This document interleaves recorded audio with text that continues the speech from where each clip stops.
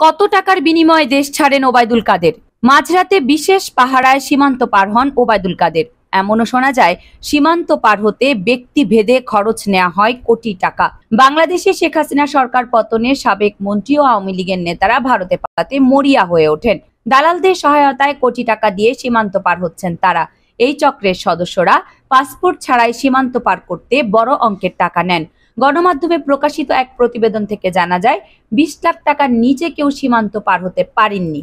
যারা পার করেছেন তাদেরকে হুন্ডির মাধ্যমে টাকা পাঠিয়ে ভারতে থাকা খাওয়ার ব্যবস্থা করা হয়েছে। প্রকাশিত এই প্রতিবেদন সূত্রে আরো জানা যায়, 5ই আগস্ট শেখ হাসিনা সরকার পতনের পর আওয়ামী লীগের সাধারণ সম্পাদক ওবায়দুল কাদের যশোর থেকে বেনাপোল সীমান্ত অতিক্রম করে ভারতে প্রবেশ করেন। ছাত্র জনতার গণ আন্দোলনে পতন হয় আওয়ামী লীগের। সেদিন দুপুরেই দেশ ছেড়ে ভারতে পালিয়ে যান সাবেক প্রধানমন্ত্রী শেখ হাসিনা।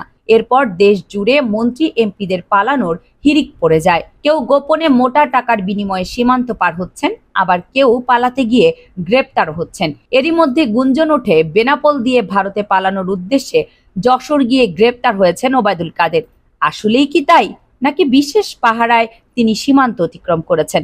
এমন প্রশ্ন ঘুরপাক খাচ্ছে বিভিন্ন মহলে। তবে কি ভারতে গিয়ে শেখ হাসিনার সাথেই রয়েছেন ওবায়দুল কাদের? শেখ হাসিনার পতনের পর জনরোষ থেকে বাঁচতে এবং গ্রেপ্তার এড়াতে আত্মগোপনে যান আওয়ামী লীগ সরকারের মন্ত্রী এমপি সহ দলটির বিভিন্ন পর্যায়ের নেতাকর্মীরা। এমনকি পুলিশের বেশ কয়েকজন ঊর্ধ্বতন কর্মকর্তাও গা ঢাকা দিয়েছেন।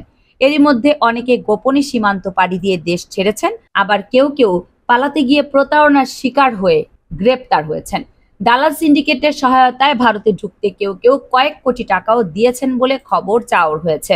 তবে বিশ্বস্ত একাধিক সূত্রে জানা গেছে, কোটি টাকা না হলেও 20 লাখ টাকার নিচে কেউ ঢুকতে পারেনি। পালানোর জন্য তারা ভারত সীমান্তকেই বেছে নিয়েছেন। তাদের মধ্যেই একজন আওয়ামী লীগের সাধারণ সম্পাদক, সাবেক সড়ক ও সেতু মন্ত্রী ওবায়দুল কাদের। শেখ হাসিনা সরকারের পতনের পর থেকে গা ঢাকা দিয়ে আছেন তিনি। আন্দোলনের সময় তিনি ছাত্রলীগকে উস্কানি দিয়ে সহিংসতা বাড়িয়ে দেন বলেও অভিযোগ আছে। তাছাড়া শোবিজের নায়িকাদের সাথে তার সখ্যতার কথা সবার মুখে মুখে। জাতীয় নির্বাচনের পর থেকে প্রতিদিন মিডিয়ার সামনে কথা বললেও বৈষম্য বিরোধী ছাত্র আন্দোলনের শেষ মুহূর্তে মিডিয়ায় কম কথা বলতে দেখা যায় তাকে।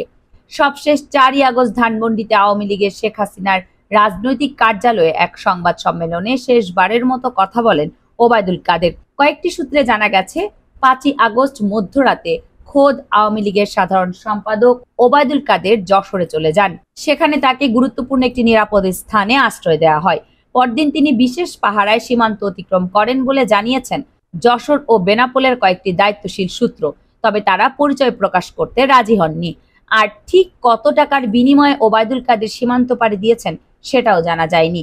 যদিও এর আগে আরেকটি সূত্রের দাবি ছিল, আওয়ামী লীগের সাধারণ সম্পাদক ও সাবেক মন্ত্রী ওবায়দুল কাদের 4ই আগস্ট রাতেই দেশ ত্যাগ করে সিঙ্গাপুর চলে গেছেন।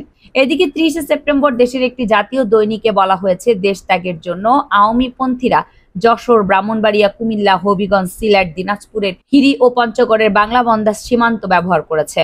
তাদের পারাপারের কাজে বিভিন্ন সীমান্তে গড়ে উঠেছে একাধিক চক্র।